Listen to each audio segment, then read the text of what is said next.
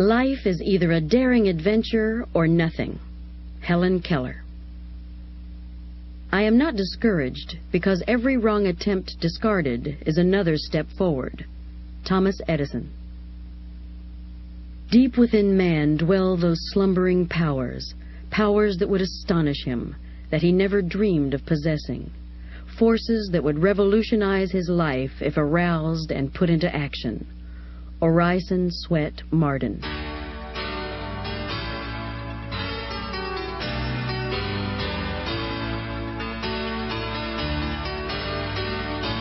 Hi, this is Anthony Robbins. I want to take a moment before we get started just to thank you for the privilege and the opportunity to share with you the strategies and techniques that have positively shaped my life. I really respect you as the kind of person who really wants to change the quality of your life, and you're committed to do something about it. I really believe that we all have dreams. We all want to believe deep down in our souls that we have a special gift, that we can make a difference, that we can somehow touch other people in a special way, and that we can make the world a better place. I think at one time in our lives, we all had a vision for the quality of life that we desire and that we deserve. Yet for most people, those dreams have become so shrouded in the frustrations and the routines of daily life that they no longer even make an effort to accomplish them. For far too many, the dream is dissipated, and with it, so is the will to shape our destinies. Many of us have lost the sense of certainty that creates the winner's edge. My life's quest, I have to tell you, has been really to restore that dream and to make it real and to get the unlimited power. This tape will begin to introduce you to those principles, and I can promise you, if you listen to it and you'll apply it, together we can start making measurable progress.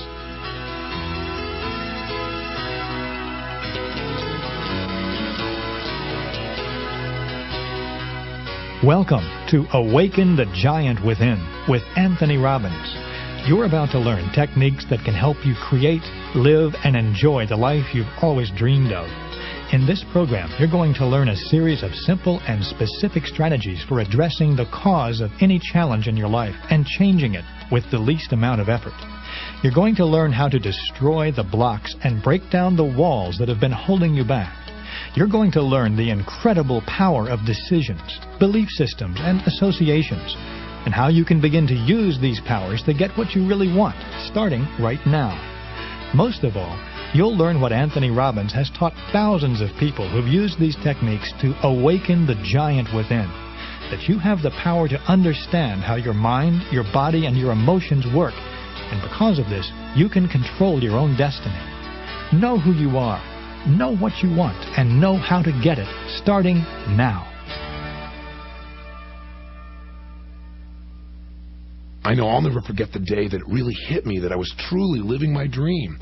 I was flying my jet helicopter from a business meeting in Los Angeles, traveling to Orange County on the way to one of my seminars. And as I flew over the city of Glendale, California, I suddenly recognized a large building. And I stopped the helicopter and hovered above it, which is kind of a fun thing to do in a helicopter you can't do in a plane. And as I looked down, I realized this is the building that I'd worked in as a janitor a mere 12 years ago. In those days, I've been concerned about whether my 1960 Volkswagen would hang together for the 30-minute trip to work. My life had been focused on how am I going to survive. I'd felt alone and I felt fearful. But that day, as I hovered there in the sky, I thought, what a difference a decade can make. I did have a dream back then, but at the time it seemed like it would never be realized. Today, though, I've really come to believe that all my past failures, all my frustrations were actually just laying the foundation for the understandings that have created the new level of living I now enjoy. As I continued my flight south along the coastal route, I spotted dolphins playing with the surfers in the waves below. It's a special sight that my wife Becky and I treasure as one of life's special gifts. Finally, we reached Irvine, California, and as I began to look below, I was a little disturbed when I saw that the off-ramp to my seminar was jammed with bumper-to-bumper traffic for more than a mile. I thought to myself, boy, I hope whatever else is going on tonight gets started soon so that the people coming to my seminar can arrive on time. But as I started to descend down to the helipad, I began to see a brand new picture. Thousands of people being held back by security just where I was about to land. Suddenly, I began to grasp the reality. The traffic jam had been caused by people coming to my event. Although we'd expected only 2,000 people, I was facing a crowd over 7,000 and in an auditorium that would only hold 5,000. When I walked into the arena from the landing pad, I was surrounded by hundreds of people who wanted to give me a hug or tell me how my work had positively impacted their lives. The stories they shared with me were absolutely incredible. I was so touched by the emotions in the room that I got choked up. And after I was introduced, at first I couldn't even speak. And as I looked out on the audience, I saw 5,000 smiling, cheering, loving faces. And in that moment, I realized I am living my dream. What a feeling to know that beyond a shadow of a doubt, I have information and strategies and philosophies and skills that could truly assist any one of these people in empowering themselves to make the changes they desire most. You know, a flood of images and emotions started to flow over me. I began to remember an experience I had only a few years before, sitting there in my 400-square-foot bachelor apartment in Venice, California, all alone and crying. I remember listening to the lyrics of a Neil Diamond song. I am, I said, to no one there, and no one heard it all, not even the chair. I am, I cried, I am, said I, and I am lost, and I can't even say why, leaving me lonely still. I remember feeling like my life didn't even matter, as if the events of the world were controlling me. I also remember the moment my life changed, the moment I finally said, I've had it. I know I'm much more than I'm demonstrating, mentally, emotionally, physically. I'm more than what my life is showing right now. I made a decision in that moment which was to alter my life forever. I decided to change virtually every aspect of my life. I decided I would never again settle for less than I could be. Who would have guessed that this decision would bring me to such an incredible moment now? I mean, how could a young kid like me with nothing but a high school education have created such dramatic changes? My answer is simple. I learned to harness the principle I now call concentration of power. Most people have no idea of the giant capacity we can instantly command when we focus all of our resources on mastering a single area of our lives. Controlled focus is like a laser beam that we can use to break through anything that seems to be stopping us. I'm going to make a couple of assertions that you may find a bit bizarre, maybe even unbelievable. And the first one is, I believe I know who you really are. I believe you and I must be kindred souls. Your desire to expand has brought you to this program, and that tells me that you're someone who wants more. No matter where you are in your life right now, I know you want more. No matter how well you're doing or how challenged you may be, deep inside of you, there's a belief that your experience of life can and will be much greater than it already is. You're destined for your own unique form of greatness. Whether it's as an outstanding professional, a teacher, a business person, a mother, or a father. Most importantly, you not only believe this, but you've taken action. You've picked up this tape and now you're listening to it. I want to challenge you now to take the next step, the all-important step of actually using it. And now here's my second assertion. If you're willing to accept the challenge and really use the specific technologies you're learning here, you will achieve your dreams. This program, by the way, concludes with a specific plan that'll help you to create your own magnificent obsession, your own vision of what it would take for you to have a fulfilling future, a future in which you make a significant contribution to the world and vastly increase the quality of your life in the process, a future where you provide a rich environment for yourself and your family and literally make your dreams real. These are not exaggerated claims. They're achievable goals. I can tell you my own magnificent obsession began with some simple questions. How can I take immediate control of my life? What can I do today that can really make a difference, that can help me and others to shape our destinies? How can I expand, learn, and grow, and share that knowledge with others in a meaningful and an enjoyable way? You see, I truly believe that we all have a sleeping giant within us. Each of us has a talent, a gift, our own bit of genius just waiting to be tapped. And I decided many years ago the most important way I could spend my life would be to invest it in something that would outlast it. I decided that somehow I must contribute in some way that would live on long after I was gone. Today, I have the incredible privilege of sharing my ideas and feelings with literally millions of people through my books and my tapes and television shows. And I've personally now worked with over 250,000 people in the last few years alone. I've assisted members of Congress, CEOs, presidents of companies and countries, managers and mothers, salespeople, accountants, lawyers, doctors, psychiatrists, counselors, professional athletes. I've worked with phobics, the clinically depressed, people with multiple personalities, and those who thought they had no personality. But now I have the unique good fortune of sharing the best of what I've learned with you. And for that opportunity, I'm truly excited and grateful. And you know something? Through all the challenges that I've been through personally and all the people that I've met, I've continued to recognize the power that individuals have to change virtually anything and everything in their lives in an instant. I've learned the resources we need to turn our dreams into reality are within us, merely waiting for the day when we decide to wake up and claim our birthright. Let these words you're hearing now be a wake-up call. Let this be your challenge to tap your God-given power to live life to the fullest. And I want you to know that I enter into this relationship with you with great respect. I may not be meeting you face to face right now, but my words are reaching you, and I'm deeply appreciative of the opportunity to join you in this journey of discovery and to really participate with you in the actualization of your deepest and truest potential. Life is a gift, and it offers each of us the privilege, the opportunity, and the responsibility to give something back by becoming more. Let's begin our journey right now by exploring decisions, the pathway to power.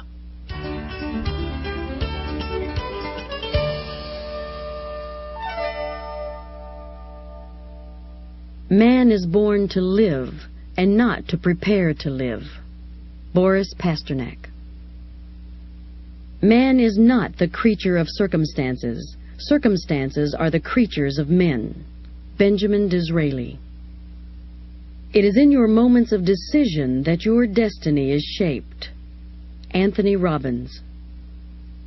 In my first book, Unlimited Power, I made it abundantly clear that the most powerful way to shape our lives is to get ourselves to take action. The difference in the results that people produce comes down to what they've done differently from others in the same situation. Different actions produce different results. Why? Because any action is a cause set in motion, and its effect builds on past effects to move us in a definitive direction. And of course, every direction leads to an ultimate destination, or what we call our destiny. So if we want to really direct our lives, we must first take control of our consistent actions. It's not what we do once in a while that shapes our lives, but what we do consistently. So here's the key, the most important question. What precedes all our actions? What determines what actions we take, and therefore who we become and what our ultimate destination is in life? What is the father of all action? The answer to all these questions is one word: decisions. Everything that happens in your life, both what you're thrilled with and what you're challenged by, began with a decision. I truly believe that it's in your moments of decision that your destiny is shaped. The decisions that you're making right now, as you listen to me, the ones you're making every day, will shape how you feel not only today, but how you're going to feel in the weeks, the months, and the years to come. See, it's true that you and I both know that there are people who are born with advantages. I don't deny that. People have had genetic advantages, environmental advantages, family advantages, or relationship advantages. Yet you and I also know that we constantly meet, read, and hear about people who, against all odds, have exploded beyond the limitations of their conditions by making new decisions about what to do with their lives. They've become living examples of the unlimited power of the human spirit. You see, if we decide to, you and I can make our lives one of those inspiring examples. How? Simply by making decisions today about how we're going to live in the years to come. The fact is, if you don't make decisions about how you're going to live, then you've already made a decision, haven't you? You've made a decision to be directed by the environment instead of shaping your own destiny. My whole life changed in one day, the day that I determined not just what I'd like to have in my life or what I wanted to become, but when I decided who and what I was committed to having and being in my life. That's a simple distinction, but it's a critical one. See, I decided I was committed to certain courses of action. When I made that commitment to those decisions, they became real and powerful. If I'd merely decided that I'd like to make a difference in the world or I'd like to create a better life for myself, then I'd simply been stating a preference. That's like saying I'm interested in making more money as long as I don't have to do anything. That's not power. That's a weak prayer, and it's made without even the faith to launch it. For your decisions to really make a difference in your life, it's absolutely imperative to decide what results you're committed to. And it's equally critical to decide what kind of person you're committed to becoming. So you have to set standards for what you consider to be acceptable behavior for yourself. And you got to decide what should you expect from those you care about. If you don't set a baseline standard for what you'll accept in your life, then you'll find it's all too easy to slip into behaviors and attitudes or even a quality of life that's far below what you deserve. You need to set and live by these standards no matter what happens. Even if everything goes wrong, even if it rains on your parade, even if the stock market crashes, even if your present lover leaves you, even if no one gives you the support you need, you still must stay committed to your decision, the decision that you'll live your life at the highest level. Does this raise some doubts in your mind? Do you wonder, how am I going to be able to define these standards for myself? If so, stay with me. Together we'll define and create the future you really want. We're going to make this commitment something that's real, that's compelling, and that'll lead you to the fulfillment of your dreams. But you know what? Most people don't make these kinds of committed decisions. Instead of commitments, they make excuses. And you and I don't want to fall into this trap. They say the reason they haven't achieved their goals is because of the way their parents treated them. They're from a dysfunctional family. Tell me a functional family. I'll tell you what, I hear this all the time. Or they had a lack of opportunities, or a lack of education, or because they were too young or too old. But remember something, these are all conditions. And once again, it's not the conditions of your life that will determine your destiny, it's your decisions. Using the power of decision gives you the capacity to get past any excuses and to finally change any and every part of your life in an instant. It can change your relationships, your working environment, your level of physical fitness, your income, your emotional states. And the most exciting thing about this amazing force, this power of decision, is that you already possess it. This is a power that you don't have to go out and pursue. This is a power that's not something that's reserved for a select few people with the right credentials or money or family background. It's available to anyone and to everyone. In this very next moment, you could use this mighty force that lies waiting within you. You simply have to get up the courage to claim it. Consider one fiercely proud individual, a young woman named Rosa Parks, who one day back in 1955 stepped onto a bus in Montgomery, Alabama, and she refused to give up her seat to a white person as she was legally required to do. Her one quiet act of civil disobedience sparked a firestorm of controversy and became a symbol for generations to follow. Rosa Parks had made a committed decision. She held herself to a higher standard, and you and I can do the same. Will today be the day you finally decide that who you are as a person is much more than what you've been demonstrating? Will today be the day you decide once and for all to make your life consistent with the quality of your spirit by proclaiming, this is who I am, this is what my life is about, and this is what I'm going to do. Nothing will stop me from achieving my destiny. I will not be denied. Concerning all acts of initiative and creation, there is one elementary truth, that the moment one definitely commits oneself, then providence moves too. Johann Wolfgang von Goethe. We will either find a way or make one. Hannibal. If making decisions is so simple and powerful, then why don't just most people take Nike's advice and just do it? I think one reason is because most of us don't really recognize what it even means to make a real decision. We don't realize the force of change that a congruent and committed decision creates. Part of the problem is that for so long, most of us have used the term decision so loosely that it's come to describe something like a wish list. Instead of making decisions, we keep stating preferences. I'd like to quit smoking. I think I'd like to lose some weight. While making a true decision means cutting off any other possibility. In fact, the word decision comes from the Latin root de, which means from, and caedere, which means to cut. Making a true decision means committing to achieving a result and cutting yourself off from any other possibility. When you truly decide that you'll never smoke cigarettes again, that's it. It's over. You no longer even consider the possibility of smoking. After making a true decision, even a tough one, most of us feel a tremendous amount of relief. We've finally gotten off the fence, and we all know how great it feels to have a clear, unquestioned objective. See, this kind of clarity gives you power. With clarity, you can produce the results that you really want for your life. The challenge for most of us is that we haven't made a decision in so long we've forgotten what it feels like. We've got flabby decision-making muscles. So how do you strengthen those muscles? Give them a workout. The way to make better decisions is to make more of them. So use those muscles. Then make sure you learn from each decision you make, including the ones that don't seem to work out in the short term. Recall again what Edison said. I am not discouraged because every wrong attempt discarded is another step forward. Realize that decision-making, like any skill you focus on improving, gets better the more often you do it.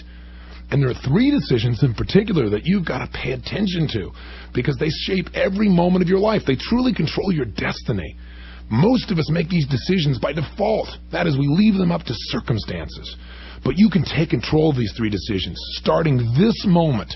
And by doing so, you literally begin to sculpt your experience and shape it the way you desire it. The 3 decisions that control our destiny are, number 1, your decisions about what to focus on in each moment that you're alive. Each moment you're making a decision about what to pay attention to. That decision about focus is shaping how you think, how you feel, and what you do. Second question is, what things mean to you? No matter what's happening around you, you have to determine, what does this mean? Is this good or bad? Does this affect my future, my present, my past? And of course, the most important question, number 3, what should I do now? This decision about what to do with any situation that you come across is clearly going to shape your actions and therefore your ultimate destiny. You see, it's not what's happening to you right now or what's happened to you in your past that determines who you become. Rather, it's your decisions about what to focus on, what things mean to you, and what you're going to do about them that will determine your ultimate destiny. Know that if anyone is enjoying greater success than you are in any area, it's because they're making these 3 decisions differently from you in some way. And when we don't make these decisions consciously, when we don't take control of them ourselves, we pay a major price. In fact, most people live by what I call the Niagara syndrome. I mean, think of life as a river. Many people just jump in the river of life without ever really deciding where they want to end up. So they quickly get caught up in the current events, current fears, current challenges. And when they come to those forks in the river, they don't consciously decide where they want to go. They just, quote, go with the flow of the river. And they become part of the mass of people who are directed by the environment instead of by their own values. As a result, they feel out of control. Why? Because their decisions about what to focus on, what things mean, and what to do are being unconsciously directed by the environment. And they remain in this unconscious state until one day the sound of the raging water wakes them up, and they discover that they're 5 feet from Niagara Falls in a boat with no oars. At this point they say, oh shoot. But by then it's too late. They're going to take a fall. And this, quote, fall may take the form of a financial setback, or maybe the failure of a relationship, or a health problem. But whatever it may be, understand this. It's likely that whatever challenges you have in your life presently, they could have been avoided by some better decisions upstream. Now, how do we turn things around if we're caught up in the momentum of a raging river? Either make a decision to put both oars in the water and start rowing like crazy in a new direction, or decide to plan ahead. Set a course for where you really want to go and have a plan or a map so that you can make quality decisions along the way. In Unlimited Power, I outlined a 4-step process for achieving success. By applying this process to the actions you take in response to a decision, you'll make the decision a true commitment that'll transform your life. The 4 steps are very simple. They are: 1, clearly decide what you want. What is it that you're absolutely committed to achieving? 2, take action. Take massive action to make it happen. 3, notice what's working and what's not working. And finally, 4, when things aren't working, change your approach continually until it does work and you achieve what you truly want. I call these 4 steps the ultimate success formula. This formula is both a prescription for and a description of success. It's a prescription because by following it with truly committed decisions, you can achieve success in virtually any endeavor. And it's a description because it describes the path to success. You see, anyone can succeed on a large scale if they've taken these 4 steps. Like all companies, no matter how large, Honda Corporation began with one man making a decision and following his passionate desire until he produced the result. In 1938, while he was still in school, Mr. Honda took everything he owned and he invested it in a little workshop where he began to develop his concept of a special piston ring. He wanted to sell his work to Toyota Corporation, so he labored day and night, up to his elbows in grease, sleeping in his machine shop, always believing he could produce the result. In fact, he even pawned his wife's jewelry to stay in business. But when he finally completed the piston rings and he presented them to Toyota, he was told they didn't meet Toyota standards. He was sent back to school for 2 years, where he heard the incredible laughter of his instructors and fellow students as they talked about how absurd his designs were. But rather than focusing on the pain of the experience, he decided to continue to focus on his goal. Finally, after 2 more years, Toyota gave Mr. Honda the contract he dreamed of. His passion and his belief had paid off because he'd known what he wanted. He'd taken action. He'd noticed what was working and what wasn't working, and he kept changing his approach until he finally got what he wanted. But then a new problem arose. The Japanese government was gearing up for war, and they refused to give him the concrete that was necessary to build his factory. Did he quit here? Of course not. Did he focus on how unfair this was? No, that wouldn't have made it better. Did it mean to him that his dream had died? Absolutely not. Again, he decided to utilize the experience and develop another strategy. He and his team invented a process for creating their own concrete, and then they built their own factory. During the war, the factory was bombed twice. Even after going through all of this, it destroyed major portions of his manufacturing facility. What was Honda's response? He immediately rallied his teams, brought them outside, and got them to pick up the extra gasoline cans that the U.S. fighters had discarded. He called them, quote, gifts from President Truman, because they provided him with the raw materials he needed for his manufacturing process, materials that were unavailable at that time in Japan. Finally, after surviving all this, an earthquake leveled his factory. Honda finally had to sell his piston operation to Toyota. Now, here's a man who clearly made strong decisions to succeed, just like we talk about. He had a passion and a belief in what he was doing. He had a great strategy. He took massive action. He kept changing his approach, but still, he'd not produced the results that he was committed to. Yet, you know what? Anyone else would have quit, but not Honda. He persevered. After the war, a tremendous gasoline shortage hit Japan, and Honda couldn't even drive his car to get food for his family. So finally, in desperation, he attached a small motor to his bicycle. He had a way to get around. Well, the next thing he knew, his neighbors were asking him if they'd make one of those, quote, motorized bikes, end quote, for them. One after another, they jumped on the bandwagon until he ran out of motors. He decided to build a plant that could manufacture motors for his new invention, but unfortunately, he didn't have enough capital. As before, he made the decision to find a way no matter what. His solution was to appeal to the 18,000 bicycle shop owners in Japan by writing them each a personal letter. He told them how they could play a role in revitalizing Japan through the mobility that his invention could provide, and he convinced 5,000 of them to advance the capital he needed. Still, his motorbike sold to only the most hardcore bicycle fans because it was too big and bulky. So he made one final adjustment. He created a much lighter, scaled-down version of his motorbike, which he christened the Super Cub, and it became a, quote, overnight success, earning him the Emperor's Award. Later, he began to export his motorbikes to the baby boomers of Europe and the United States, and then he followed up in the 70s with the cars that have now become so popular. Today, Honda Corporation employs more than 100,000 people, both in the United States and Japan, and it's considered one of the biggest car-making empires in Japan, outselling all but Toyota in the United States. It succeeds because one man understood the power of a truly committed decision that is acted upon no matter what the conditions on a continuous basis. So to sum it up, let me give you 6 quick keys to help you harness the power of decision, the power that shapes your experience of life every moment that you live it. First, remember the true power of making decisions. It's a tool, and you can use it in any moment to change your entire life. The minute you make a new decision, you set in motion a new cause-effect direction and destination for your life. Remember also that a real decision is measured by the fact that you've taken new action. If there's no new action, you haven't really decided. Second, realize the hardest step in achieving anything is making a true commitment, a true decision. Carrying out your commitments is often much easier than making the decision that leads to them. So make your decisions intelligently, but make them quickly. Don't labor forever over the decision of how or if you can do something. Just decide. Again, you know you've made a true decision when action flows from it. It becomes a cause set in motion. A critical rule that I've made for myself is to never leave the scene of a decision without first taking a specific action toward its realization. Third, make decisions often. The more decisions you make, the better you're going to get. Muscles get stronger with use, and so do your decision-making muscles. Unleash your power right now by making some decisions you've been putting off. You won't believe the energy and excitement it'll create in your life. And before you even go into your step 4, you may want to stop this tape right now and make a decision, one that could move you in a new direction. Here's step 4. Learn from your decisions. There are going to be times when you screw up, no matter what you do. And when that inevitable happens, instead of beating yourself into the ground, learn something. Ask yourself, what's good about this? Instead of focusing on the short-term setback, choose instead to learn the lessons that can save you time, money, or pain, and that'll give you the ability to succeed in the future. Step 5, stay committed to your decisions, but stay flexible in your approach. Now, that may sound like a paradox, but it's not.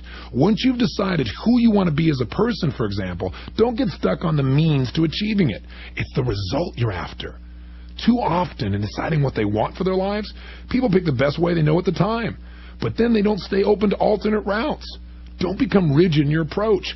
Cultivate the art of flexibility. 6th, enjoy making decisions. In any moment, a decision you make can change the course of your life forever. The very next person you stand behind in line or sit next to on an airplane, the very next phone call you make, the next movie you see, or book you read, or maybe even the tape you listen to, that could be the one, the single thing that causes the floodgates to open and all the things that you've been waiting for suddenly fall into place. Remember, a truly committed decision is the force that changes your life. Once you've absorbed that truth, when you decide that your life will ultimately be shaped by your decisions, then in that moment, your life will change forever. In that moment, you'll be empowered to take control of the force that shapes your life.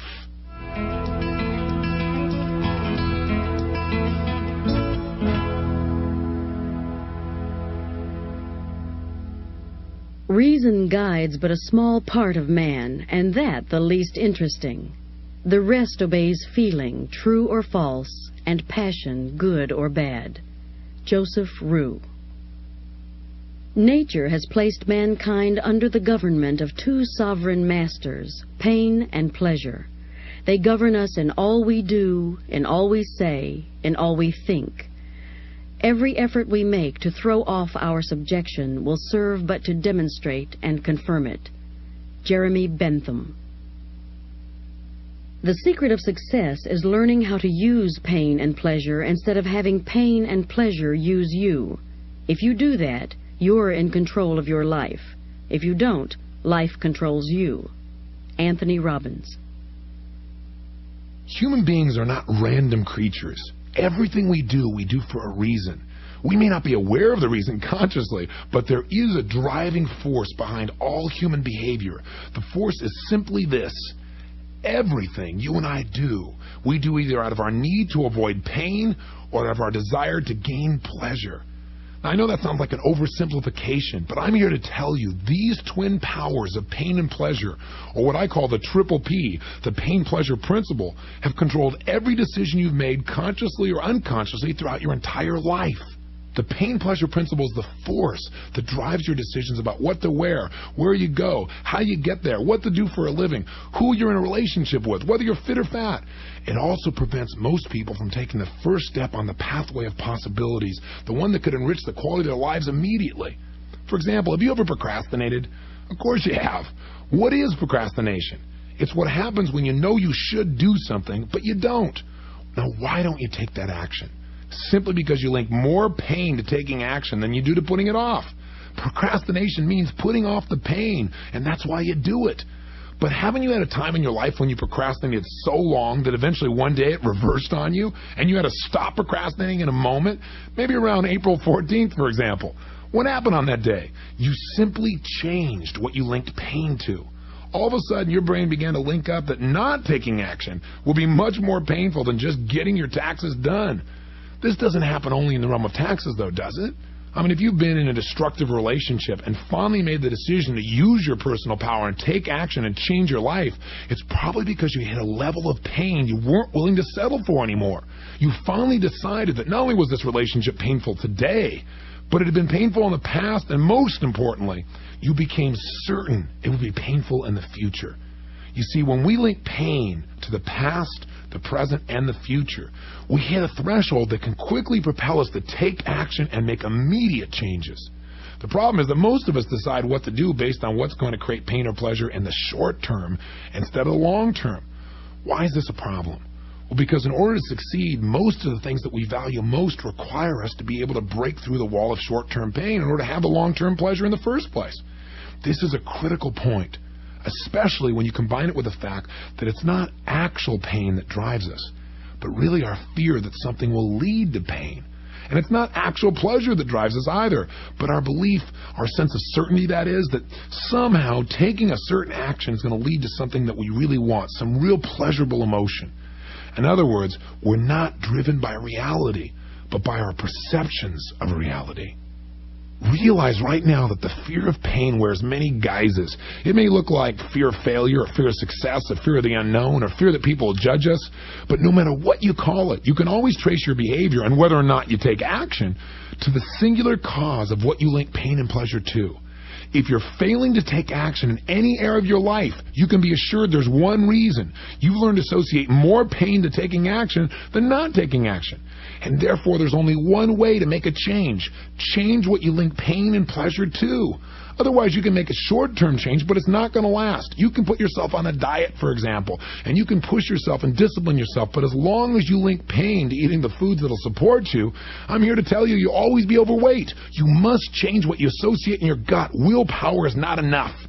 Now, another term for these pain-pleasure linkages I use, I call neuroassociations. Simply, this means the associations that you and I establish within our nervous system that determines what we'll do. And the good news is this: we can learn to condition our minds, bodies, and emotions to link pain or pleasure to whatever we choose. That's the secret to changing your whole life, all your behaviors, all your actions, and your results. By changing what we link pain and pleasure to, we can instantly change our behavior. Let me offer you an example of how I did this with myself. In my own life, in spite of my parents' best efforts, there were times when my family didn't always have enough money even to buy the foods that we all wanted most. So when I became an adult and started earning a substantial income, I found myself overeating on a regular basis, especially those foods I always wanted. And eventually I achieved balance, but only after gaining and then having to lose 38 pounds. Recently, I realized I linked pain to not eating everything on my plate. I mean, if it was on my plate, I had to eat it. I was compelled. And I realized I needed to change this disempowering association because recently I'd gotten larger plates and I was eating more and more food. I clearly needed to condition my mind and emotions to link pain to overeating and pleasure to the idea of eating lighter foods and smaller amounts. Most importantly, I needed to link pleasure to the first step to losing weight. And I want to reinforce that. Most of us give ourselves pain when we screw up, but we don't give ourselves pleasure when we want to move ahead. See, I began to link pleasure to pushing the plate away while there was still food on it. This went totally against my past conditioning. You know, you need to eat everything you've got while it's there. I was able to change this simply by conditioning myself. I began to push the plate away while I cranked up my favorite music, working myself into a peak state and feeling the sensations of pleasure as I pushed the plate away again and again. I repeated this process over and over until pretty soon it felt great to push away my plate and the food was still on it. You can't imagine what a freeing experience this was for me. So what's the first step to creating a change? The first step is simply becoming aware of the power that pain and pleasure, or neuroassociations, exert over every decision, therefore every action that we take. This awareness means understanding these linkages, the linkages between ideas and words and images and sounds and the sensations of pain and pleasure, they're happening constantly. Unless you and I take conscious control of this constant stream of linkages that our brains are making, then they're going to happen unconsciously, automatically.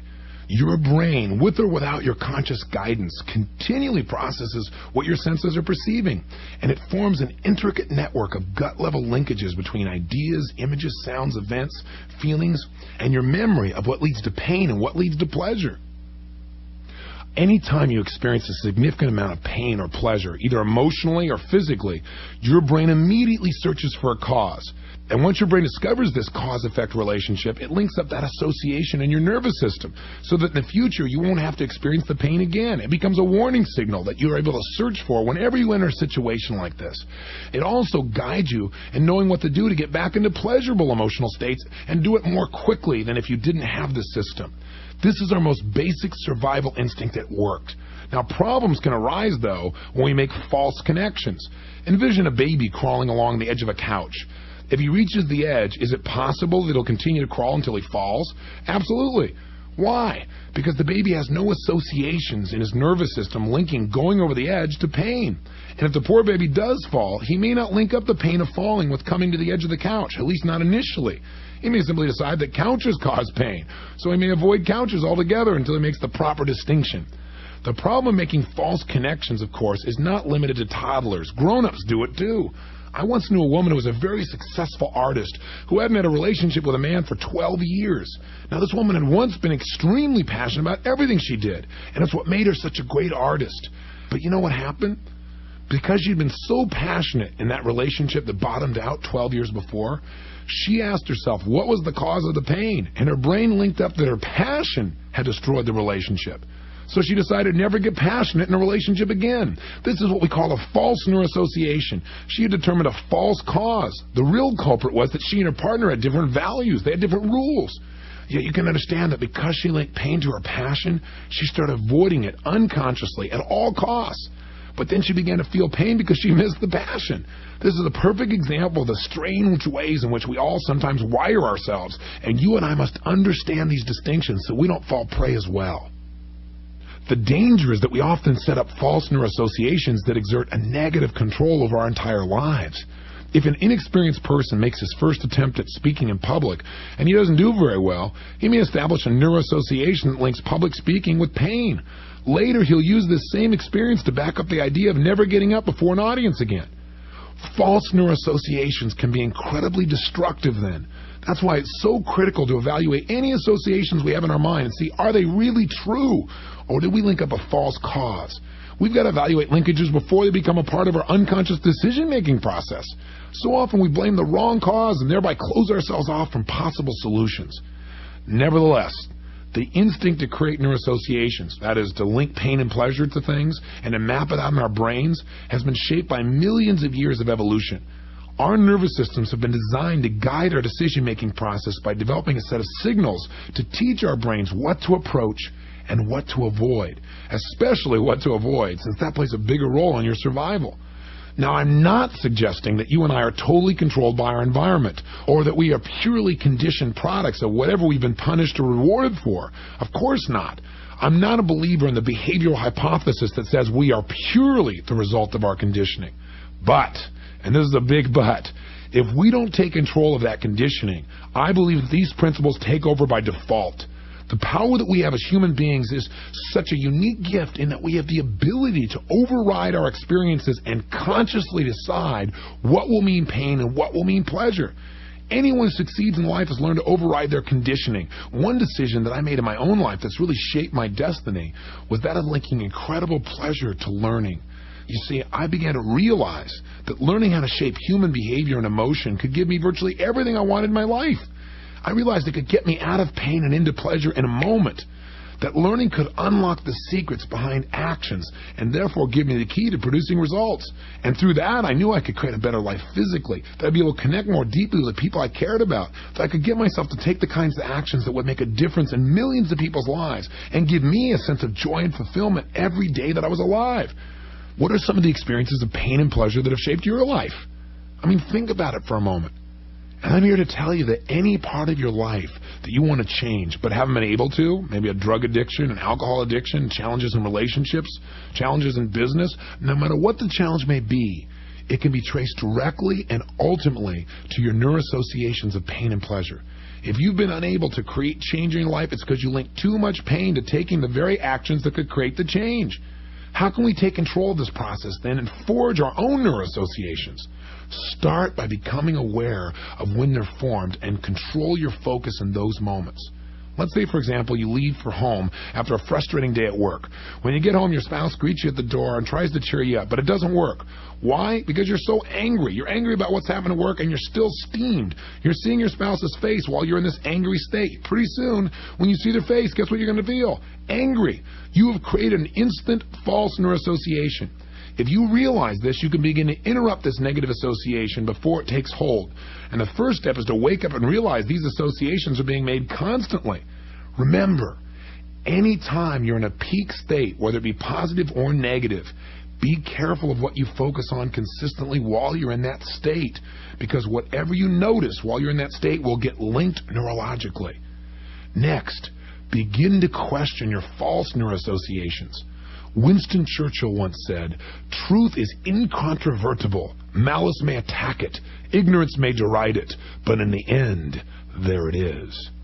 Churchill was right.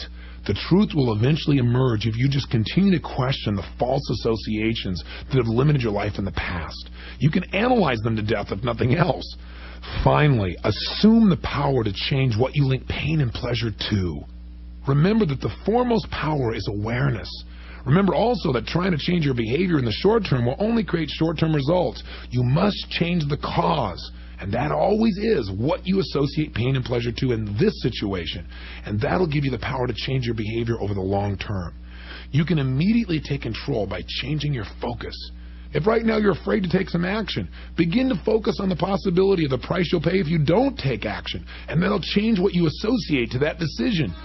So many people don't take action because they focus on how much pain they think they'd have if they took action. You must instead focus on the pain of inaction and on the pleasure of taking action now.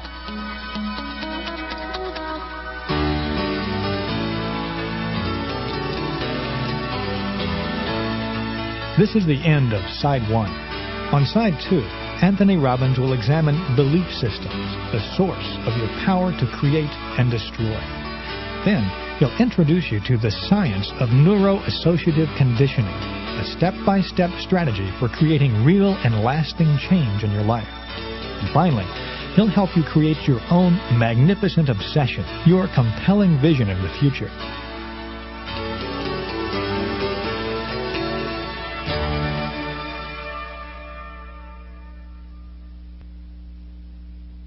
The belief that becomes truth for me is that which allows me the best use of my strength, the best means of putting my virtues into action. André Gide. It is the mind that maketh good of ill, that maketh wretch of happy, rich or poor. Edmund Spencer. We are what we think. All that we are arises with our thoughts. With our thoughts, we make our world. The Buddha. Beliefs are what make the difference between a lifetime of joyous contribution and one of misery and devastation. Beliefs are what separate a Mother Teresa from a Charles Manson. Beliefs are what cause some individuals to become heroes, while others lead lives of quiet desperation. See, the power of beliefs is virtually unlimited. Our beliefs can literally create or destroy. Beliefs are not merely matters of emotion or action. They can literally change our bodies in a matter of moments. I recently had the privilege of interviewing Yale professor and best-selling author Dr. Bernie Siegel. As we began to speak about the power of belief, Bernie shared with me some of the research he'd done on people with multiple personality disorders. Incredibly, the potency of these people's beliefs, the belief that they had become a different person, resulted in an unquestioned command to their nervous system that made measurable changes in their biochemistry. Their bodies would literally transform before the researchers' eyes in a moment's notice. Patients' eye color actually changed as their personalities changed, literally from brown to blue. Physical markings on their bodies disappeared and reappeared. Even diseases such as diabetes or high blood pressure would come and go depending on the person's belief as to which personality they were truly manifesting. So what exactly is a belief? This thing that's so powerful. Basically, it's simply a feeling of certainty about what something means. It's a feeling that's supported by what we call references, by life experiences that hold that belief up. Think of an idea as a tabletop with no legs. There's nothing to support it. It's not solid. It becomes a belief the day you put legs underneath that tabletop. Now it's supported. Now it's solid. Now you feel certain. If you have a belief, for example, that you're sexy, that belief is supported by the events in your life. Your mate tells you that you're a terrific lover. You look good in your jeans. You work out every day. You keep your body in great shape, and you drive a hot car. You can develop a belief about anything as long as you find enough, quote, legs, in other words, enough references to support it. If you see yourself as a failure, for example, as someone who doesn't have the luck or the connections or the willpower of those who succeed, then that belief will govern your actions, and you'll most certainly mold exactly the life you predict for yourself. But if you honestly believe in your own capabilities, your capabilities to learn, to change, to adapt, to expand, to achieve personal breakthroughs, then your possibilities in life are literally unlimited. And you know what? You'll find references to back this up, to make yourself feel even more certain. And all personal breakthroughs, we must remember, begin with a change in our beliefs. How do we change our beliefs, though? The most effective way begins with understanding the pain-pleasure principle. Get your brain to associate enough massive pain to your old belief, and I promise you it'll change in a heartbeat. You've got to feel deep in your gut that not only has this belief cost you pain in the past, but it's costing you pain in the present, and ultimately it can take away everything you desire from your future. Then you need to associate tremendous pleasure to the idea of adopting a new, empowering belief. Another important element in changing a disempowering belief is to create doubt. See, if you're really honest with yourself, aren't there some beliefs that you used to defend heart and soul years ago that today you'd almost be embarrassed to admit you even had? What happened to those beliefs? Something caused you to begin to doubt them. Maybe you had a new experience. Maybe something that ran counter to the experience that had propped up that old belief. Maybe, for example, you met some Russians and found out they were people just like you. They weren't part of some evil empire. Or maybe you discovered that if you relaxed and you really let yourself enjoy it, you really could look pretty good on the dance floor. In any case, something happened that planted a seed of doubt in your old limiting belief. Your mind began to re-examine or question your belief. And that's the key to beginning to break up your old limiting beliefs. If you question anything enough, eventually you'll begin to doubt it. This is a tremendously effective strategy for shedding disempowering beliefs. I mean, haven't you done this with yourself? Aren't there areas in your life where you've doubted yourself? How did you do it? You asked yourself lousy questions like, well, what if I screw up? What if I don't follow through? What if I forget what I'm supposed to do? And as you ask these questions, you begin to doubt yourself. Why not use this force for good and use it to destroy the limiting beliefs in your life? And as you question an old belief, begin to build up evidence to support your new beliefs, one that will empower you. Give it legs. If you build up a belief enough, it'll become something even stronger. It becomes a conviction. A conviction now is a belief that is reinforced by even more powerful references. It's an irresistible force for change. For example, let's say you've decided never to eat meat again. To strengthen your resolve, talk to people who've chosen a vegetarian or vegan lifestyle. What reasons prompted them to change their diet? And what have been the consequences on their health and other areas of their life? What benefits have they received? In addition, begin to study the physiological impact that animal protein has upon our bodies. The more references you develop, the more emotional these references are, the stronger your conviction will become. It becomes a conviction if you decide to go to a slaughterhouse and watch what's being destroyed in front of your very eyes and what you're going to eat. I can promise you then it'll go from a belief that you shouldn't do this into a conviction that says, I couldn't consume this ever again. Third, find a triggering event that'll push you over the edge and make it a conviction. Or else create one of your own, just as I've described. For example, if you want to develop a conviction never to abuse drugs, make the painful consequences of drug abuse real to yourself. Watch some films, or better yet, visit a shelter and see firsthand how drug use devastates people's lives. If you vowed to give up smoking, visit the intensive care wing of a hospital and see the emphysema patients confined to oxygen tents, or look at an x-ray of a smoker's black lungs. These kinds of experiences have the power to push you over the edge and establish true conviction. Finally, take action. Each action you take strengthens your commitment and raises the level of your emotional intensity and conviction.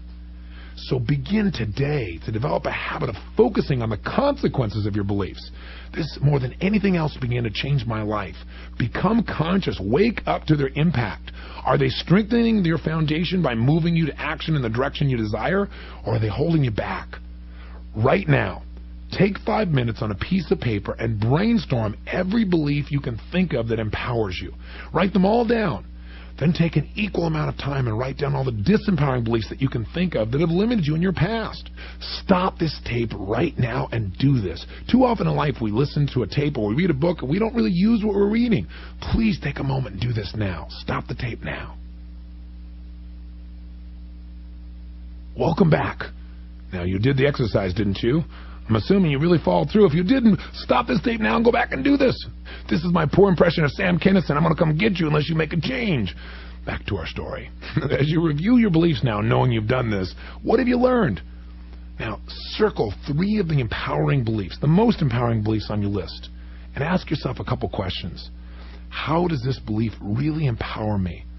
How does it strengthen my life? Once you've done this, by being aware of these beliefs, I can promise you, you'll use them more. Now do the opposite. Go to the opposite list and circle the 2 most limiting beliefs you have. The 2 that hold you back the most, that keep you really from achieving what you want. Look at their consequences to your life. Feel the pain that comes from what they're cheating you out of. And decide once and for all that you're no longer willing to pay the price that they're charging you for your life. Knock the legs out from under them by asking yourself questions like, how is this belief ridiculous or absurd? And really take the time to answer it. Was the person I learned this belief from worth modeling in this area? Were they an expert? Were they producing results? Ask yourself, what will it ultimately cost me emotionally if I don't let go of this belief? What will it ultimately cost me in my relationships? What will it cost me physically or financially? What will it cost my family or my loved ones if I don't change this belief? Your goal is to get some leverage on yourself. In addition, these questions will begin the process of linking pain to your old beliefs. So concentrate on the aspects of your answers. Link these limiting beliefs to such intense pain that you'll want to rid yourselves of them forever. Then write down the replacements. What will you now believe instead that'll empower you? If you're not getting the results you want in your life, I suggest that you ask yourself, what would I have to believe in order to succeed in this situation? Or who's already succeeding in this area, and what do they believe differently than I do that's probably helping them to succeed? Or what's necessary to believe in order to succeed in this situation? By asking these questions, you may very well discover the key belief that's really been eluding you. And if you're experiencing pain, if you feel challenged or frustrated or angry, you may want to ask yourself, what would I have to believe in order to feel the way I do right now? See, the miracle of this simple process is that it will help you to uncover the beliefs that you're not even aware of that you have and they're limiting you. For example, if you're feeling depressed and you ask yourself, what would I have to believe in order to feel depressed? You'll probably come up with something that relates to the future, like I'm believing that things will never get better or that there's no hope. And when you hear these beliefs verbalized, you might well think, I don't believe that. I feel bad right now, but I know sooner or later it's going to get better. Things aren't going to be bad forever. This too shall pass. Or you may just decide that a belief about having problems permanently is totally destructive and one you're not willing to even consider again. And this will affect you not only now, but it'll affect all of your beliefs in the future as well. Beliefs have the awesome potential to create or to destroy. Your beliefs can give you the power to create massive, immediate, empowering changes in your life, or they can smother any hope you have for a better future. I believe you picked up this tape because deep down inside you decided you no longer want to settle for less than the best. You know you're capable of more. Are you ready now to harness the power to create the vision that you want? Then simply learn to choose the beliefs that empower you, to create convictions that drive you in the direction, the destiny that calls to the highest that's within you. There is absolutely no reason to settle for anything less.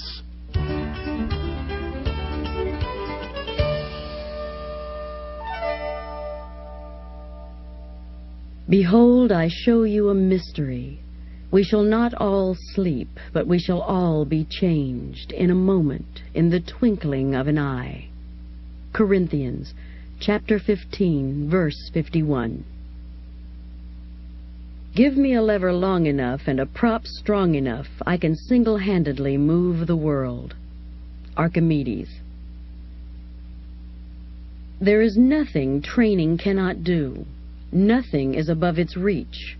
It can turn bad morals into good. It can destroy bad principles and recreate good ones. It can lift men to angelship. Mark Twain. I got a question for you.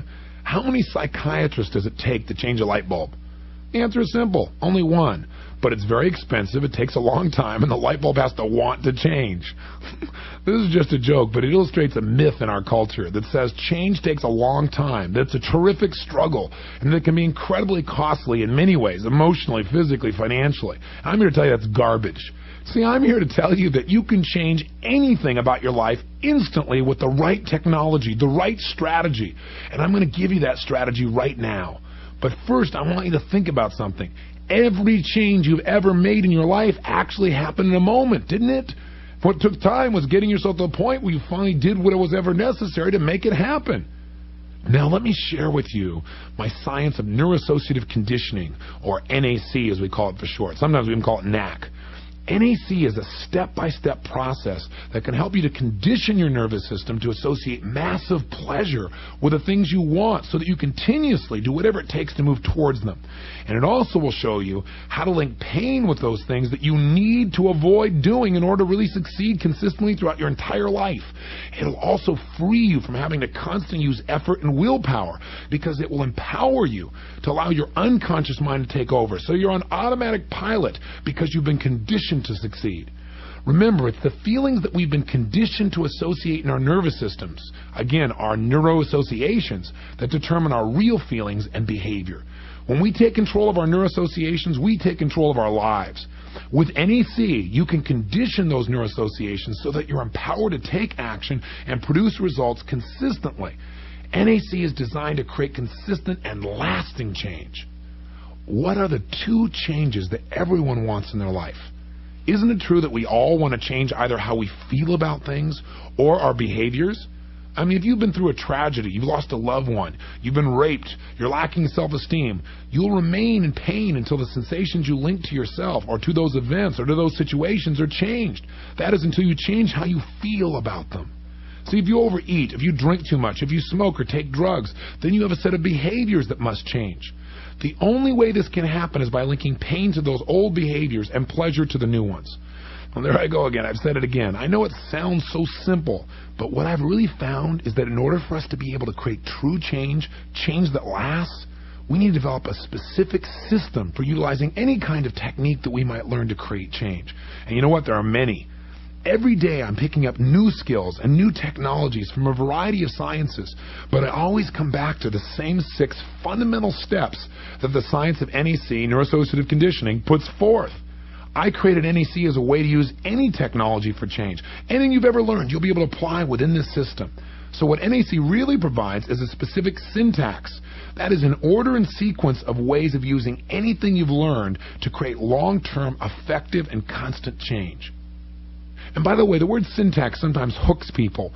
Syntax can be used in the form of language. If I say to you, the dog bit Johnny, or Johnny bit the dog, I use the same exact tool, same words, but I change the order and sequence, or the syntax, and it's a very different experience, especially if you're Johnny.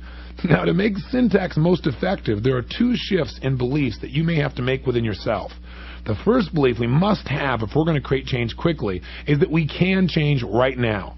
Now, there is a challenge, and that is our cultural programming teaches us that changing significant problems quickly, well, that's impossible. That to change quickly means we never even have the problem at all. But in fact, it's not change itself that takes time. Remember, it's getting ready to change that takes time. The change itself occurs in an instant. Why not make that instant right now? See, it's up to you and I to get ourselves ready to change, and we can do it immediately. We don't have to wait. And the second belief that you and I must have if we're going to really create long-term change is that we're responsible for our own change, not anyone else. We've got to see ourselves as the source and the agent of change. If we don't, we'll always be looking for someone else to make the change for us, and we'll always have someone else to blame when it doesn't work out. Now, with these 2 beliefs in mind, I'm now going to give you the 6 master steps to change that are the basis of NAC, neuroassociative conditioning. These 6 steps will show you how to create a direct highway out of pain and into pleasure with no disempowering detours. I challenge you to choose something you really want to change in your life right now, so that as we go through these steps, you can take action and follow through with each of the steps. So you can really produce actions and results because you've listened to them. So let's begin. Here are the 6 master steps of NAC. Step 1 is simply this. Decide, what do you really want, and what's preventing you from having it now? See, when I do private counseling with people, I often ask people what they really want out of their life, or they're telling me a problem, I ask them what they want instead. And an amazing number of these people will spend 15 minutes telling me what they don't want. See, remember, you get whatever you focus on in life. If you keep focusing on what you don't want, you'll just get more of it. Change that focus. Decide what you do want. The more specific you can be about it, the more clarity you'll have and the more power you'll command to achieve what you want more rapidly. At the same time, we need to learn what's preventing us from having what we do want. These are the disempowering beliefs reviewed a few minutes ago. And again, I keep saying it again and again because I don't want you to forget it. Invariably, what's preventing us from making the changes is that we link more pain to making the change than staying where we are. If you're really going to change, then you've got to change these associations. You've got to knock the supports out from under these disempowering beliefs and use that list of doubt-creating questions I just gave you to be able to weaken them. Let's go to step 2. Step 2 always is get leverage. Get leverage on yourself. Get yourself to associate massive pain to not changing now and massive pleasure with the experience of changing right now. See, change is not a question of capability. It's a question of motivation. If someone put a gun to your head and said, you better get out of that depressed state and start feeling happy now, I'll bet you could find a way to change your emotional state for the moment, couldn't you? But the problem for most of us, most of the time, is that change doesn't feel like it's a must. It feels like something we should do, something that we ought to do, we'd like to do someday, not something we absolutely must do right now without waiting another second.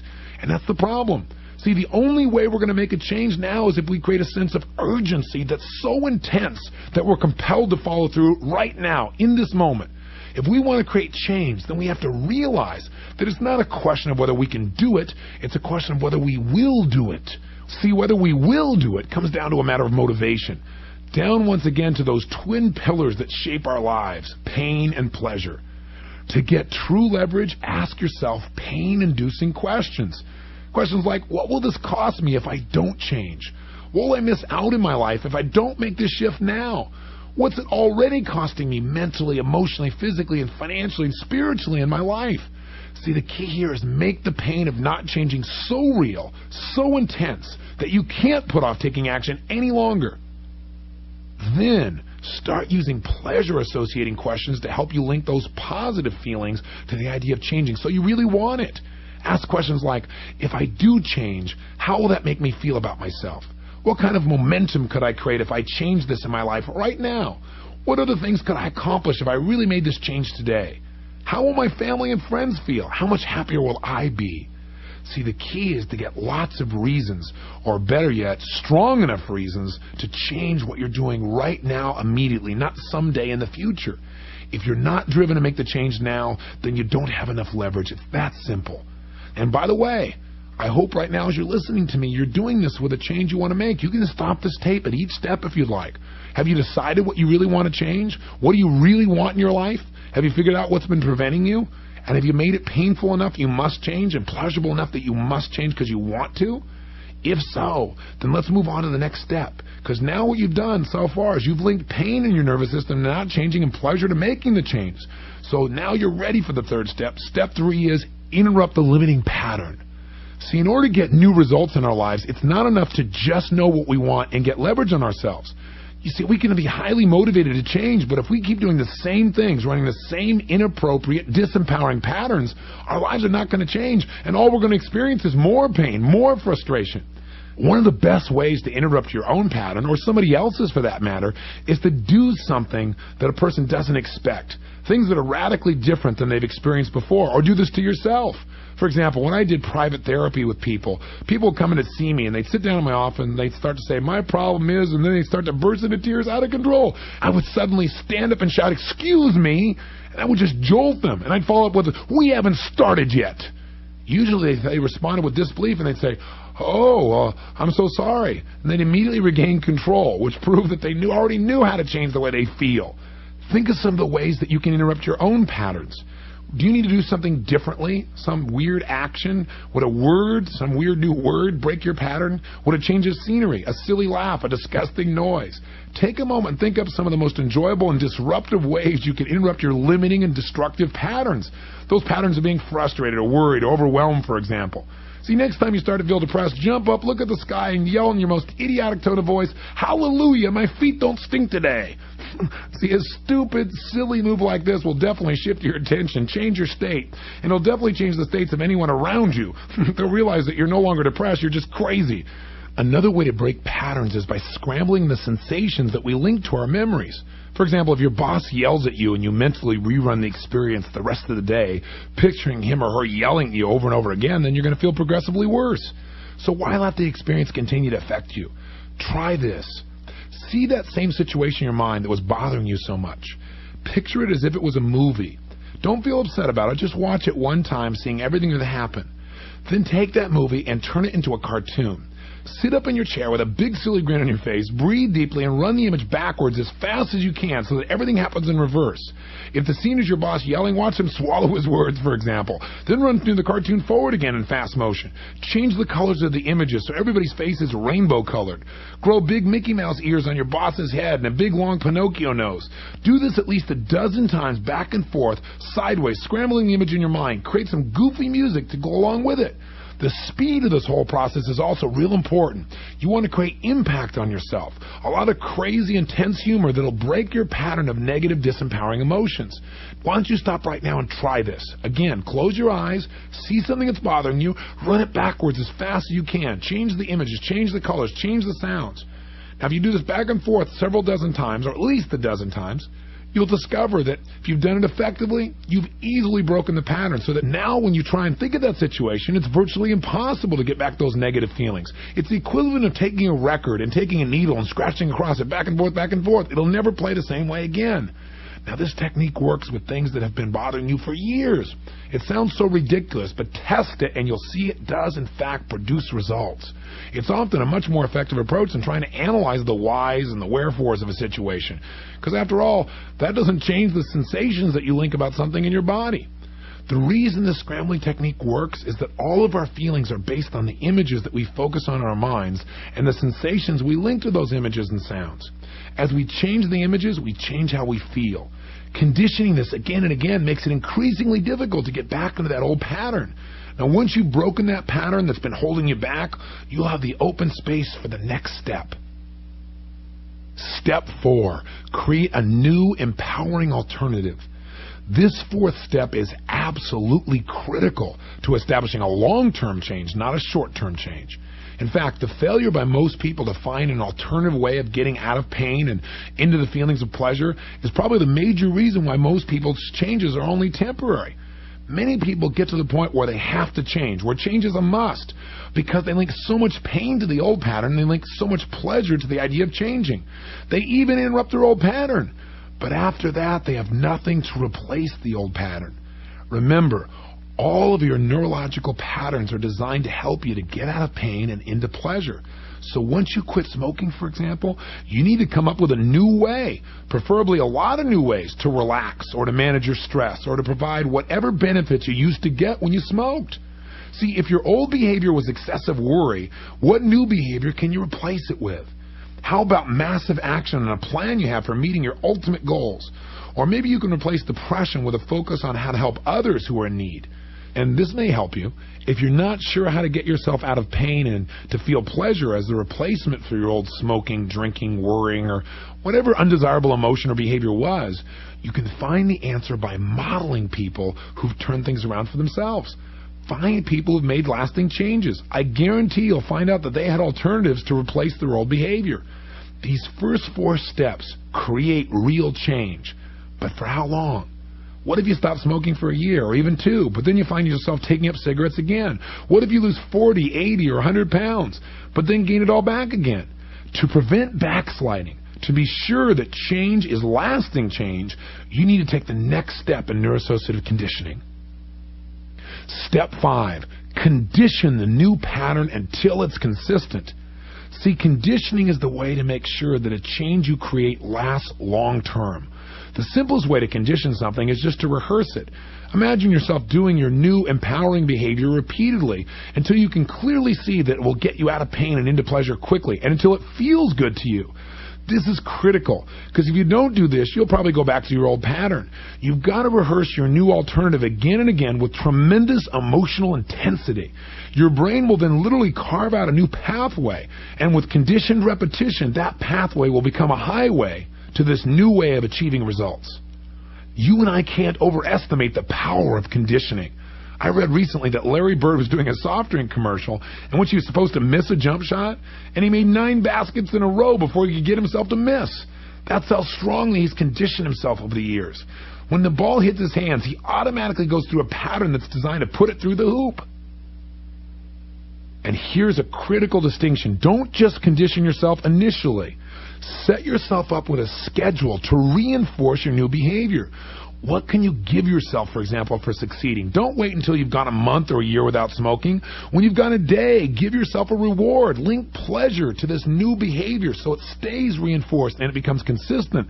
Don't wait until you've lost 80 pounds. Don't even wait until you've lost a pound.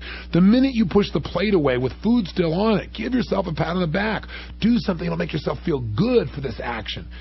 See, the key here is to set up a series of short-term goals or milestones, and as you reach each one, immediately reward yourself. Don't wait. Make these rewards immediate. It's very important to link the sensations of pleasure with a pattern that you want and that's occurring currently. Remember that you're not making an intellectual connection. You're making an emotional one, a neurological one. You want to give your brain new associations on a very basic instinctual level. You want your nervous system to link great pleasure to this new change. Once you've accomplished these 5 steps, you've created a new pattern. The final step is to make sure it works. Step 6, test the new pattern for ecology and effectiveness. Your new pattern, this new approach to creating change, will need to fit into a variety of environments. The question you got to start to ask yourself is, does it really work in your business relationships? If you make this change, will that negatively affect your business, or will it continue to be strong? How does it affect your personal life? Does it really accomplish what you wanted originally when you were looking to make the change? Remember that as destructive as they may have been, your old behaviors were providing you with some sort of positive impact. Otherwise, you wouldn't have been doing them. You see, your new behavior has to preserve those benefits and maybe even improve on them. Maybe the benefit was the ability to get pleasure, or the ability to produce a result, or the ability to communicate your needs, or to know that people really cared about you. And now you need to make certain your new pattern achieves these same goals, but does so in a more empowering way than crying or feeling sorry for yourself or being depressed, for example. So first, make sure that your new behavior fits into your core beliefs and values. Make sure it's in alignment with who you believe you are. Second, test to make sure these new strategies are firmly installed and working in concert. Run what I call an ecology check on your pattern. You can do it with 5 simple questions. 1, make certain that pain is fully associated with the old pattern. Ask yourself, when I think of the old behavior I used to do or the old feelings I used to indulge in, do I picture and feel things that are painful now instead of pleasurable? Do I see that as something that's unacceptable? If so, you're on the right first track. 2, notice and make certain that you've linked pleasure to the new pattern. Ask yourself, when I think about my new behavior or these new feelings that I focus on, do I picture and feel things that are pleasurable to me now instead of painful? Then step 3 of your ecology checks, make sure that you have aligned the new pattern with your values, beliefs, and rules. Ask yourself, is this new behavior or this new feeling that I'm going to consistently use, is it consistent with my values? Is it consistent with my beliefs about how I need to be as a person? Checkpoint 4. Make sure the benefits of the old pattern have been maintained. Again, ask yourself, will this new behavior or this new feeling that I'm using still allow me to get the original benefits, the original pleasure that I got from my old pattern? And finally, checkpoint 5. Make sure that the change will be long-term and that your conditioning has been effective. Imagine the thing that would have triggered you to adopt the old pattern, to feel bad, to overreact, or to smoke or drink or whatever. And notice now, do you feel certain that you'll use the new pattern instead of the old one? If you do, your ecology check is complete, and you can be certain the pattern will support you from now on. You've now learned techniques for making decisions that will shape your life, for taking control of the belief structure that determines how you feel and act, and for creating real and lasting change. Now, Anthony Robbins will take you on the final leg of this journey, the creation of your future, your magnificent obsession.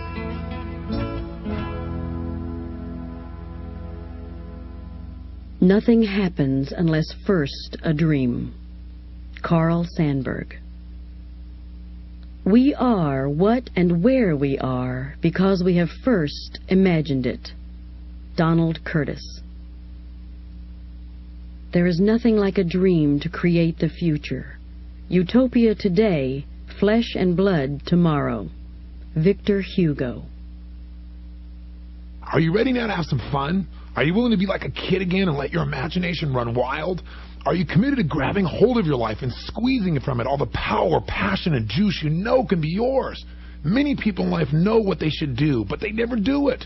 The reason is that they're lacking the drive that only a compelling future can provide. This is your opportunity now to let go and dream at the highest level, to brainstorm something that will really push your life to the next level. What we're going to do now is we're going to help you to create the energy and momentum that causes you to want to take action consistently. Often people tell me, well, my problem is that I really don't have any goals.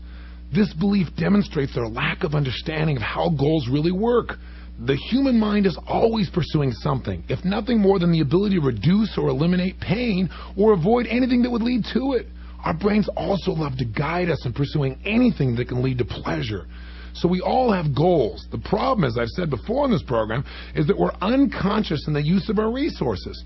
Most people's goals are to, quote, pay the lousy bills, or to get by, or to survive, or get out of debt, or make it through the day, make the relationship a little better, get a better job. In short, they're caught up in the trap of making a living rather than designing a life. Remember that our goals affect us whatever they are. If we don't consciously plant the seeds of what we want in the gardens of our minds, we'll end up with weeds. If we want to discover the unlimited possibilities within us, we must find a goal big enough and grand enough to challenge us to push beyond our limits and discover our true potential. Remember that your current conditions do not reflect your ultimate potential, but rather the size and the quality of the goals upon which you're currently focusing. We all must discover or create a magnificent obsession. You might be thinking right now, well, this all sounds so inspirational, but surely setting a goal doesn't make it happen. You know what? I couldn't agree with you more. All goal setting must immediately be followed by the development of a plan and with massive and consistent action towards its fulfillment. You already have this power to act. If you haven't been able to summon it, at least up until now, it's merely because you failed to set goals that inspire you. What's holding you back? Do you have a list of clearly defined goals for the results that you will absolutely produce in your life, mentally, emotionally, physically, spiritually, and financially? If not, what stopped you? What has stopped some people is the unconscious fear of disappointment. Is that true for you? See, a lot of people have set goals in the past and they failed to achieve them, so they stop setting goals to avoid the pain. Many people give up too soon on their goals because they're not getting the immediate positive feedback they think they need. One of the consistent skills I've seen in champions, people who really achieve their highest desires, is this unbelievable level of persistence. They'll change their approach as many times as necessary, but they won't abandon their ultimate vision. What we're going to do now is take the first step in turning the invisible into the visible, making your dreams a reality. By the time we're finished, you'll have created for yourself an anticipation so great, a future so compelling, that you can't help but take the first steps today. We'll be covering 4 areas. 1, personal development goals. 2, our career, business, and economic goals. 3, our adventure goals. I like to call some of these our toy goals. And 4, our contribution goals. For each of these areas, you'll be doing brainstorming for a set period of time where you'll be writing down everything you can think of. Remember to keep the ideas flowing, keep your pen moving, and don't censor yourself. Let everything, every fantasy come out. Constantly ask yourself, what would I want for my life if I knew I could have it any way I wanted it? What would I go for if I knew I could not fail? And then don't worry about how you're going to accomplish these goals. Do this without questioning or doubting your capabilities. You first have to get the inspiration out, then you find out how to make it work. Finally, don't waste any time getting overly specific. You don't need to put down, I want a split-level house on Nob Hill in San Francisco with all-white contemporary furniture and a Victorian rose garden. Just write something down like Dream House, Big Garden, SF. You can fill in the details later. Okay, right now, get some paper and put yourself in a state of mind of absolute faith and total expectation. The expectation that you can create anything you want. Again, imagine you're a kid and it's Christmas Eve. The whole world, anything you can imagine, is yours for the asking. Be a kid again. Give yourself that freedom to explore the possibilities of life without limits. Start with your personal goals. Write down everything you'd like to achieve in your life that relates to your own personal growth. Things that you'd like to learn, limitations you want to overcome, ways you'd like to improve your body, your spirituality, your relationship goals. These can be short-term or long-term, things you want to do this week or 20 years from now. Write these down for a minimum of 5 minutes and don't stop writing at any time. Stop the tape right now and do this. Please don't just listen. Your life will not change by listening. Your life changes by action. That's the essence of personal power. Take the time now and I'll be here when you turn the tape back on. Welcome back. Now that you've done this for at least 5 minutes, take another minute right now and go back and give yourself a timeline for each and every goal. Now again, don't even think about how you're going to do it or how you're going to achieve or create the goal. Just write down when you want to achieve it by or within. Remember, goals are dreams with a deadline. The simple act of deciding when you'll achieve a goal by sets in motion conscious and even unconscious forces to make your goals a reality. So if you're committed to accomplishing a goal within 1 year or less, just write a 1 next to it. If you want to get it done within 3 years, put a 3. If it's 5 years, a 5, 10, a 10, or within 20 years, write a 20. Take a moment and do this now. Finally, choose your single most important 1-year goal in this category, a goal that would give you tremendous excitement if you were to accomplish it in this year. Pick something that will inspire you, get you up early and keep you up late, and give your life more juice. Something that will make you feel like if you accomplished this goal in this year, your life was well invested. Take 2 minutes now to write a paragraph about why you're absolutely committed to achieving this goal within 1 year. Why is this compelling to you? What will you gain by achieving it? What will you miss out on if you don't achieve it? And make sure you notice that these reasons are strong enough to make you actually follow through consistently. If not, either come up with a better goal or some better reasons. Take the time to do this now. Now that you've finished this 3-stage action on your personal development goals, let's go on to the next category, your career, your business, and economic goals. On a new sheet of paper, spend at least 5 minutes writing nonstop about all the things you want to achieve in these areas. How much money do you want to make in a year or in your lifetime? What career goals do you have? What are your investment goals? What are your money management goals? How much do you want to be able to spend on travel and adventure, on your kids' education, on your own toys? What professional breakthroughs would you like to make? What kind of impact do you really want to have? Then take a minute to give a timeline to every goal, just as you did before. Now the third category of your goals, your toys and adventure goals. Once again, on a new sheet of paper, spend at least 5 minutes brainstorming about what you'd like to build or create or purchase. What would be sheer fun and enjoyment for you? Would you like to own a castle, a beach house, a helicopter, a music studio, an art collection, a private zoo, a tree house? Write down places you'd like to go, events you'd like to attend, things you'd like to do, start a Broadway play, race camels between the pyramids, go one-on-one with Michael Jordan and beat him, sail a yacht around the Greek islands, meditate in a Buddhist monastery, scuba dive in Fiji. Again, let your imagination go free. Give yourself whatever you want in this list. Don't make anything wrong. Then follow up steps 2 and 3. Take 1 minute and put a timeline on each one of these goals, a timeline in which you'll achieve it within, and then pick the number 1-year goal and write a paragraph giving all the compelling, irresistible reasons why you want to achieve this goal within a year. Finally, create your contribution goals. They can be the most inspiring, compelling goals of all, because this is really your opportunity to leave your mark, to create a legacy that makes a true difference in people's lives. Take at least 5 minutes to brainstorm how you want to contribute. Maybe you want to help build a shelter for the homeless, or adopt a child, or read to the blind, or volunteer for the Peace Corps. Help clean up the oceans, eliminate discrimination, develop a car that runs on garbage, or make a device that finds lost contact lenses. I don't know, but come up with something that would inspire you in the area of contribution. And as before, give each goal a timeline. Then select your top 1-year goal and write a paragraph in 2 minutes explaining why you are absolutely committed to achieving this goal within the next year. So now that you've completed this, you should have 4 master 1-year goals that absolutely excite and inspire you. They should be based on sound, compelling reasons that will drive you forward. How would you feel if you'd mastered and attained all 4 of these within 1 year? See, I can't stress enough the importance of developing strong enough reasons to achieve these goals. Having a powerful and irresistible why will provide you with the necessary how.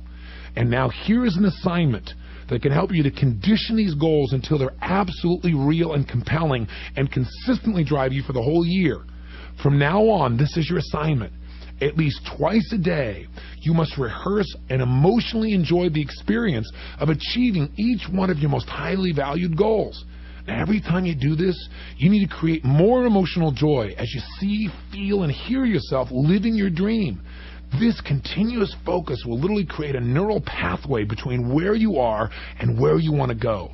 Because of this intense conditioning, you'll find yourself feeling a sense of absolute certainty that you'll achieve your desires.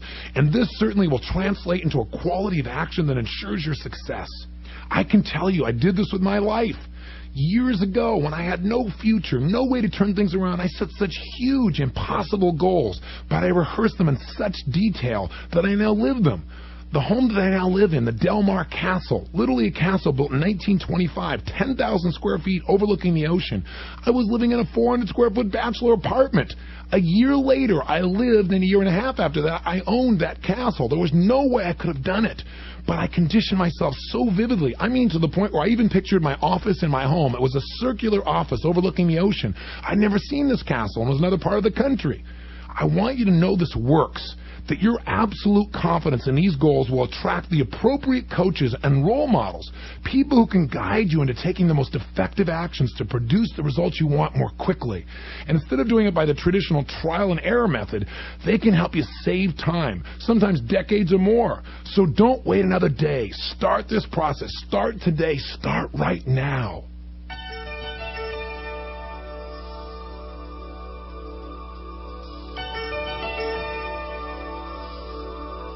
Well, at the beginning of this program, I issued a challenge to you. I challenge you to take the skills that you've now learned and use them. I'm repeating that challenge to you now. You've heard my words and you've taken the time to participate in this project with me. Now it's up to you to make it real. Ideas, techniques, skills, these things are only as effective as you make them. And how effective can you really make them? The answer is there are no limits. You can literally change your world if you really are committed to do so. This is your time, your moment, your opportunity to claim your life and make it as you envision it. To make your own dreams come true, your own adventure, your own shining accomplishment real. I challenge you to awaken that giant within you and discover how rich, how truly precious and passionate and fulfilling life can be. I hope someday I have the opportunity to meet you personally and you'll share with me the story of your life's success. Till then, remember to live with passion. You've been listening to Awaken the Giant Within with Anthony Robbins. Awaken the Giant Within was written by Anthony Robbins and adapted for audio by Jesse Boggs.